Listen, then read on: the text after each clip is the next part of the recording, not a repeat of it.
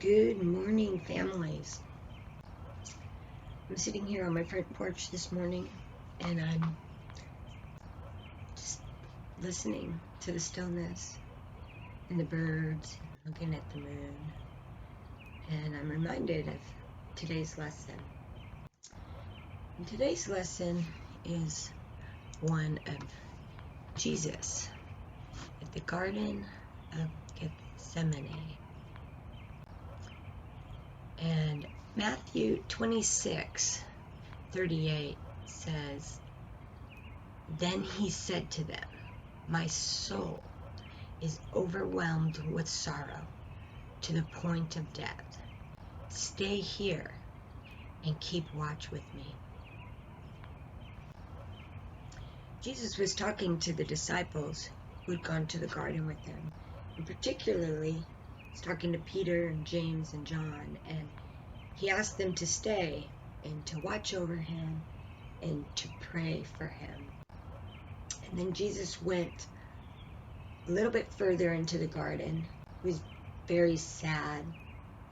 His soul was greatly troubled. And this was the time of suffering and death for the sins of the whole world.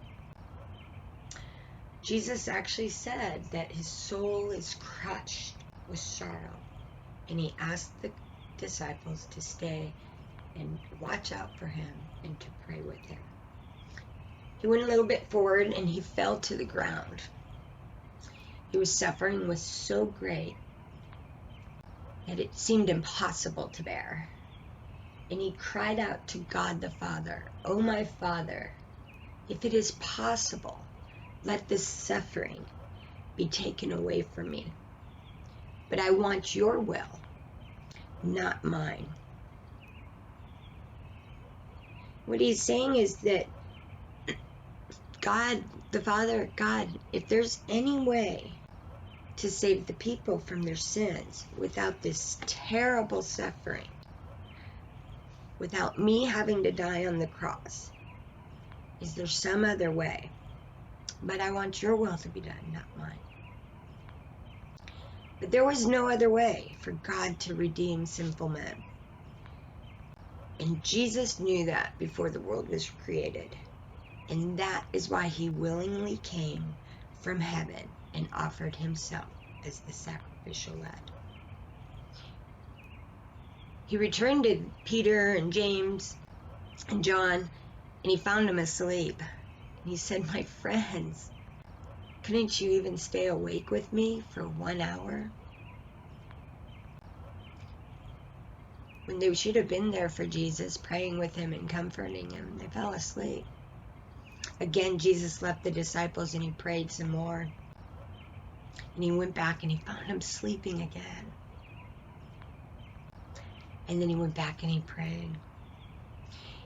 He prayed for himself and for the disciples and for you and me. And he prayed so earnestly that his heart was so broken.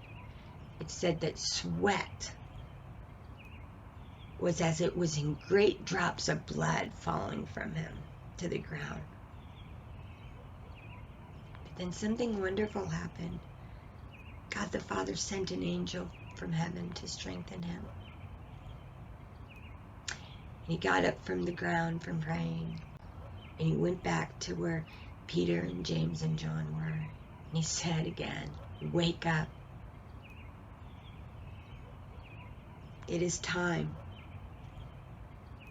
The time had come. He had been betrayed by Judas. The crowd had come to get him. He was going to be handed over to the religious leaders for trial and ultimately for death on the cross.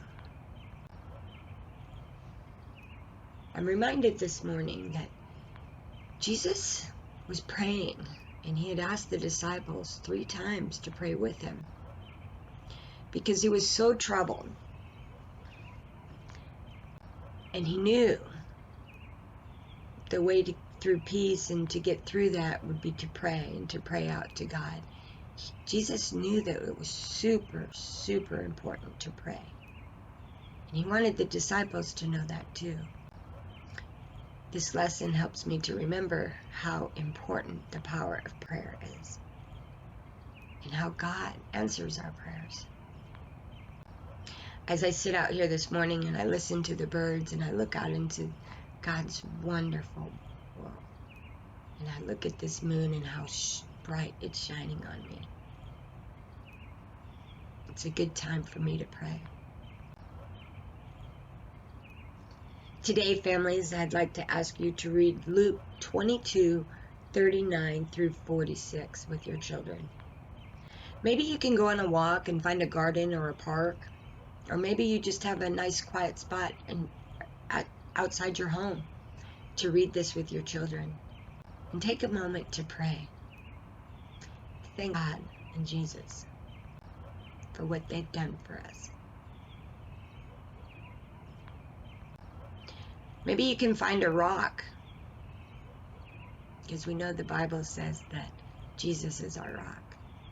Maybe you can write a prayer on that rock and put it somewhere in your home to remind you that when you see that rock, that you can pray the way Jesus has taught us to pray.